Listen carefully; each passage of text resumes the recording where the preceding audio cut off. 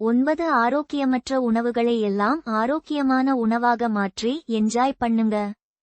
வெண்ணெய் மற்றும் உப்பு நிறைந்த பாப்கார்ன் ஆரோக்கியமற்றதாக கருதப்படுகிறது. ஆனால் நீங்கள் அவற்றை ஏற்பிறை செய்தால் பாப்கார்ன்களில் நார்ச்சத்து அப்படியே இருக்கும். கலோரிகளும் குறைவு.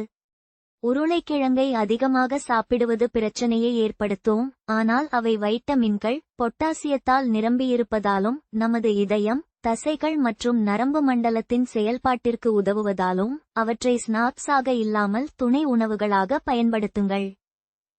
பால் மற்றும் சர்க்கரை இல்லாமல் குறைந்த அளவில் உட்கொண்டால் காபி வகை 2 நீரிழிவு மற்றும் மனச்சோர்வு அபாயத்தை குறைக்கிறது, எடை நிர்வாகத்தை ஆதரிக்கிறது மற்றும் நீண்ட ஆயுளை வாழ உதவுகிறது.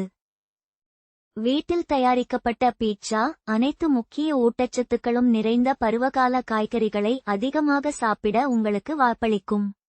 பீட்சா ஆக்சிஜனேற்ற லைகோபீனை உறிஞ்சவும் உதவுகிறது. கொட்டைகள் ஆரோக்கியமான கொழுப்புகள் மற்றும் நியாசின், மெக்னீசியம் மற்றும் ஒமேகா-3 கொழுப்பு அமிலங்கள் போன்ற நுண்ணூட்டச்சத்துக்களால் நிரம்பியுள்ளன.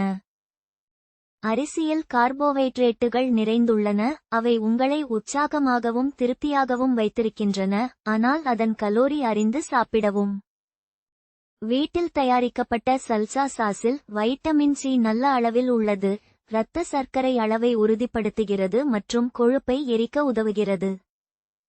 ஐஸ்கிரீம் ஒரு சிறந்த உணவு தேர்வாக இருக்காது, ஆனால் மிதமாக சாப்பிட்டு வீட்டில் பாதுகாப்புகள் இல்லாமல் செய்தால் அது கால்சியம், பொட்டாசியம் மற்றும் மெக்னீசியத்தை அதிகரிக்க உதவும்.